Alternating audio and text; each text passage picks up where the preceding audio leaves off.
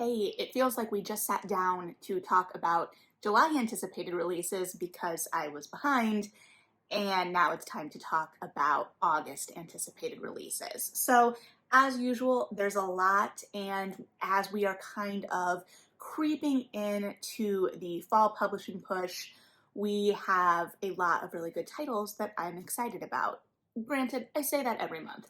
As usual, I'm gonna forget some or miss some, so feel free to leave books you're excited about as well below, or let me know if you're excited about any of these. So the first book is a completely new author to me, a completely new title, obviously, to me, and that is Mademoiselle Revolution by Zoe Civic. This is coming out from Berkeley, who right now is a very popular romance imprint, particularly for a lot of the buzzy contemporary titles. I don't know how strong or romance forward the plot of this is going to be, and it follows a protagonist, Sylvie, from the blurb again, who is the daughter of a plantation owner and an enslaved woman, and she is going to Paris in the wake of the Haitian Revolution. And we are at the time of the French Revolution, and she gets caught up with Robespierre. And so I'm not sure exactly what this is going to be. I am excited for more historical fiction though, potentially historical romance, and something that places us in a different time period. I, like many, went through a French Revolution phase as well. I still don't know nearly enough about it and all of its moving pieces though, but I'm excited to see it, and I'm excited to see it compared, paralleled to another historical revolutionary moment. And if there is romance in here, which based on the publisher, I have reason to believe there will be of some kind, I'm excited to see a new kind of historical setting for that as well. Not that we don't have anything in that realm, but the kind of historical romance industry, machine, whatever we want to call it, which I love, to be clear, has kind of gotten very focused in on a couple of different time periods and places. So I'm excited to see the potential and the possibility of that expanding. I'm also really intrigued by the potential for our protagonist here. I'm wondering if she's going to start out kind of like the protagonist in Alyssa Cole's An Unconditional Freedom. I don't know. And that's just kind of a comparison from my own reading life, but who knows? This has the potential to be a really exciting new voice and to place us in a period that we haven't spent a lot of time in recently in fiction, I would argue. Comparatively, you know, things go in and out of fashion, so to speak, but I also think it is potentially a very pertinent time period to be playing with in the current moment, because I think a lot of the discontents of that era are discontents that some have today as well. So I don't know. We'll see. We'll see how all that plays out. And then also on August 2nd, we are getting Husband Material by Alexis Hall. This is the sequel to Boyfriend Material, and we are rejoining Oliver and Luke. I'm very excited about this and very intrigued about this for many reasons. One, I loved Boyfriend Material. I thought it was charming. It was fun.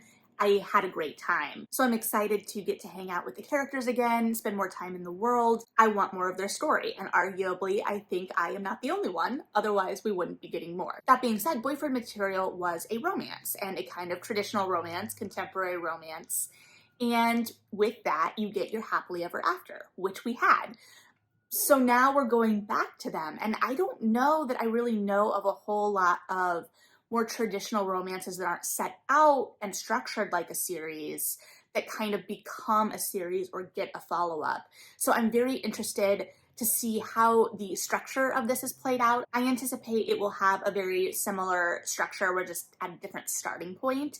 So I'm sure there will be conflicts, and I'm sure, knock on wood, fingers crossed, that we will still get our happily ever after, just a new happily ever after, and based on the title, I have, as a reader, expectations about where I think that's gonna go. So I guess we'll find out if that is just a red herring, and I don't know how happy some readers will be if it is, but we'll find out, and I think it's gonna be a lot of fun based on Boyfriend Material. And then we have Bloody Fool for Love, a Spike prequel by William Ritter.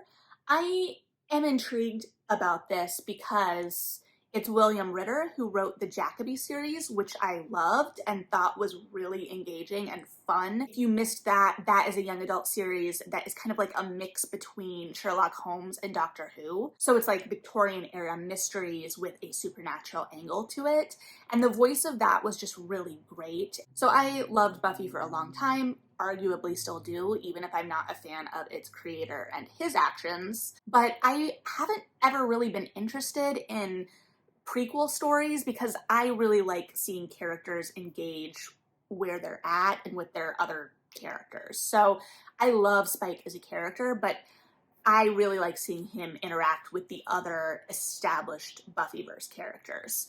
So the idea of a prequel has never really been something I would find myself or think I would find myself drawn to. But when I saw who was writing it, I changed my tune because I think Ritter's voice is going to be really interesting in transitioning us from this kind of foppish failed poet to the Spike that we get introduced to in season 2. And obviously we have varying degrees of flashbacks throughout Buffy and Angel that kind of give us more peeks into the interim.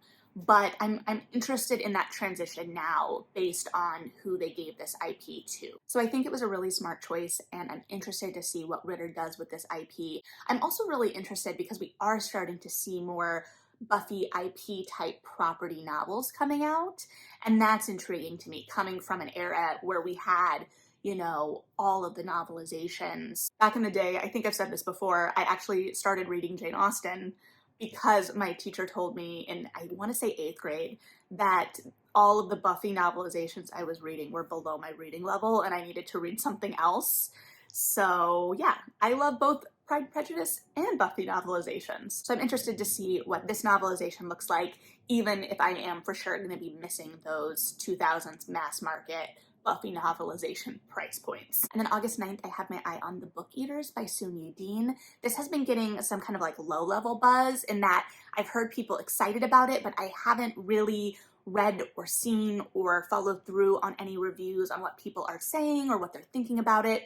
But what I really know about this is the concept. The concept is if people could consume books and like have that material in their head. I also think it follows a family, so I'm anticipating it playing with this idea of the consumption of knowledge, what that means, larger things, but the initial concept, that idea of being able to eat books and have that sustenance from the material of the book more than just the paper, but the ideas, and also the idea of different books having different flavor profiles and what those are. I'm intrigued. So we'll see what this is, and I will hopefully report back. And then August 16th, the first book I'm excited about is Master of Souls by Raina Barron. This is the finale in the Kingdom of Souls trilogy. If you have been with me for a second, or even if you haven't, it will still be there. I read the second in the trilogy earlier this year, kind of trying to catch up. And I find these books really fast-paced and exciting. The first book was incredibly stressful for me because of one of the plot points. It had one of those villains or antagonists that just knew so much and had so much power, and the way they had their power really mirrored one of my reoccurring stress dreams. And so then the second book, I spent a lot of time worrying about that thing. The pacing of the second book was a little bit different than the first book, but still masterful. I really liked the twists it took, and it kind of reversed my expectations in a lot of places. So I'm very excited to see how this is all wrapped up, especially because something happened at the end of the second book that I was kind of worried about, and I want to see how it all plays out, even if I don't want to see how it all plays out, if you know what I'm saying. So very excited about this one, really like this series, and encourage you to pick it up if you haven't. And then Witches by Brenda Lozano, again, very new to me kind of book. I was very attracted by the cover. It's a very attractive cover, as you can see. But based on the blurb, it is about a journalist who is investigating a murder, and this investigation leads her to one of the most renowned healers in Mexico. So based on the blurb, I'm expecting a little bit of mystery, a little bit of magic, and some intertwining of parallel timelines or stories. I'm very excited to see how this is executed, and I believe it is translated from the Spanish, and I've been having real luck personally as a reader with books that are a little bit weird and translated from Spanish. So I'm very excited about this and to keep discovering new voices to kind of fill that void. I think that there's something really special going on with Central American and South American voices in literature right now, and I am excited to see more of that translated into English. And or maybe it is just a sign that I need to pick back up and get better at Spanish. Although I think that there's such an intricacy to these narratives, and I find such joy in the kind of odd and the weirdness, that I don't think I will be fluent enough to pick up on all of those intricacies yet, even if I get myself to a better place of fluency. So that might take a while. In the meantime, if you have other recommendations for authors that fit a similar vein, I'm talking like my Mariana Enriquez that I'm obsessed with, or Samantha Schweblin, or Monica Ojeda from earlier this year, I'm really enjoying all of that work. So definitely looking for more that's kind of weird and dark and really propulsive. And then August 23rd is a very big publication day. We're starting off with Love on the Brain by Ali Hazelwood, which is her second full-length novel following the Love Hypothesis, and highly, highly anticipated. I will say I'm a little less excited about this following the novellas that came out this year, because I found them kind of tedious and repetitive, and I got really, really burnt out on seeing a large man and a small woman, which seems to be her kind of MO. And I'm not saying that I never am interested in that, but that was such a focus and seemed to be the only variation she was interested in writing or exploring. So I'm still excited about this because one, I've been hearing good buzz, and two, I think the longer full-length form gives her more time to flesh out that kind of antagonist hate to love type banter that really shone in the first book, even if that was a lot of miscommunication and misinterpreted. But I would be interested in seeing her push in to a more diverse realm in terms of her heroines. A lot of the heroines in those novellas I just didn't click with. So I'll be interested to see how I respond to this one, and we'll report back when I can. And then we have one of my most highly anticipated romances of the year.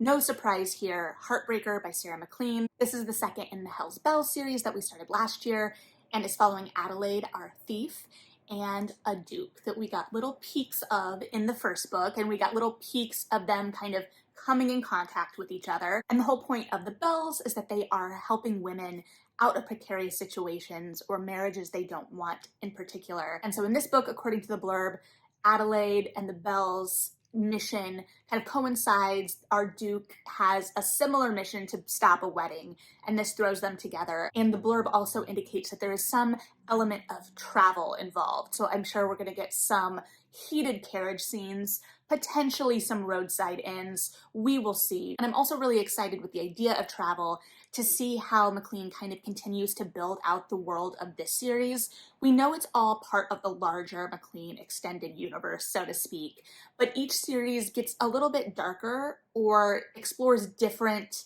areas of this world.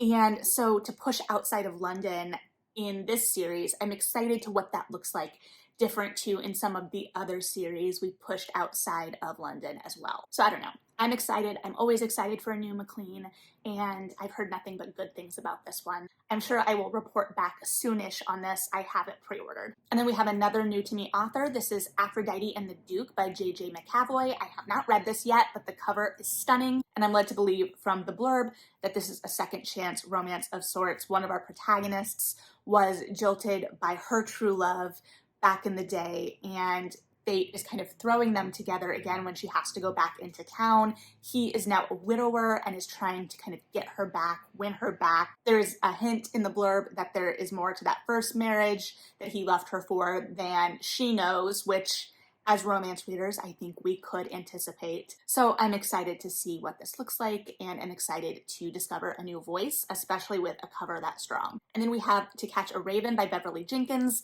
This is the third in her Women Who Dare series. I read the second when I was in my kind of slump, but I never talked about it because of that, Wild Rain, and that book made me like Westerns, or at least I liked that version of a Western, which is a miracle of sorts. So Beverly Jenkins can do it. But this is about a woman who is on a mission because the Declaration of Independence has been stolen by a former Confederate soldier, and she is placed in the household to try and get it back. And so it's going to have, I'm sure, a lot more adventure, as most of these books in this series do.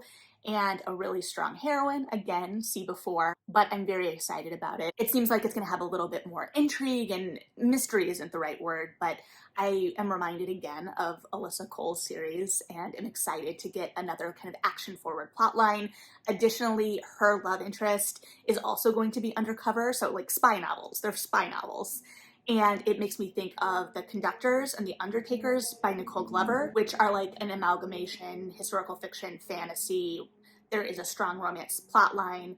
And if you haven't read those yet, and you haven't somehow heard me talk about them yet, please read them, because selfishly, I need more of Hetty and Benji. While the romance isn't, its main driver, they're mystery books at their heart. The romance in those books is so good, and I love the lead couple so much. So if you're looking for a strong couple with a more mystery focus and a strong community around them, definitely read those books. But I'm excited about the new Beverly Jenkins. One, because it's new Beverly Jenkins, and two, the premise just sounds real exciting, and I'm excited for this to be a little bit more of a spy, action-y type novel, and to see what she does with that. I have this pre-ordered on Kobo, so I'm sure I will get it basically instantly when it publishes. So excited for this one for sure. And then we've got the highly anticipated Babble by R.F. Kuang. This, I believe, is a standalone. It's pitched as dark academia. That's about all I know. This is the author of the Poppy War trilogy. If for some reason you spend time with me and not anywhere else on the book internet, which if you do, appreciate it. But based on that alone, this is an anticipated book. I'm very excited about it. I'm excited for the levels of academia and the darkness of academia in it. I'm excited about the ways I think R.F. Kuang is going to write academia, especially after getting little peeks of how it was interpreted for the Poppy War. I'm excited for the voice, the darkness, the reception it's already been getting by people who have advanced copies. I anticipate this being one of the most talked about books the second half of the year. So keep your eyes peeled, and if any of that appeals to you, definitely pick this up. I've had my copy pre-ordered since, the last Barnes & Noble pre-order sale, so very excited to get it in the mail. And then August 30th, to round out the month, Carrie Soto is Back by Taylor Jenkins Reid. This needs no introduction in some ways because Taylor Jenkins Reid is one of the biggest names in popular fiction right now. I haven't read her whole backlist by any means. I am not a Taylor Jenkins Reid expert. I haven't read Malibu Rising, and I did read chatter somewhere that this is kind of a spin-off of Malibu Rising, or I assume one of the characters that makes an appearance in that book. But this is about a tennis star who comes out of retirement to regain her record. I believe it is set in the early to mid-90s, and there is a strong romance at its center as well. So I am sure a lot of people are going to be excited about this. I am intrigued, but I don't know that it's going to be the top of my list by any means. But I do think it is going to be a very buzzy book for the fall. Speaking of buzzy books, does anyone remember The Miniaturist by Jessie Burton? I would assume someone does, because they're coming out with a sequel, The House of Fortune. I have not read The Miniaturist since it came out. I'm pretty sure it was made into a show as well. I do remember it being a quieter novel, a kind of still novel in many ways, historical fiction. And I remember it being less weird than I anticipated, or I hoped or anticipated it was going to lean into the weird a little bit more than it did to my recollection. So I am interested in this follow-up because I did enjoy the voice of the first one. It was just a much quieter, subtler novel, I think, than I was anticipating. However, I remember basically nothing about that novel. So I don't know if I would need to go back and revisit to have kind of a sense of the characters. From the blurb, it feels like, and correct me if I'm wrong, if you know and remember more about this book, it feels like a next generation kind of story. But I do remember The Miniaturist being really buzzy when it came out. Correct me if I'm wrong, maybe it was only my circles. And I do enjoy historical fiction and historical fiction of this vein, so I am intrigued. Also, the cover is really nice. And that's one thing I remember from The Miniaturist as well. Like when it came out, that cover was very striking. So good job to the cover artists on both books. And then potentially one of my most anticipated books of the year. We've got a number of those this month. Babble, Heartbreaker, and then finally Amari and the Great Game by B.B. Alston. This is the sequel follow-up to Amari and the Night Brothers, which is a magical, fun, inventive middle grade. I adored that book. It is the first international special edition I've ordered. I ordered the UK edition because I really loved the UK cover. and it came with sprayed edges, which I was not anticipating. So I've actually already pre-ordered the special edition from the UK of the second book, but I don't want to wait for that to come to read it if I'm in the mindset to read it. So I also have it pre-ordered on Kobo. I am very excited about this book. I adored Amari. I thought the first book was full of such light and wonder.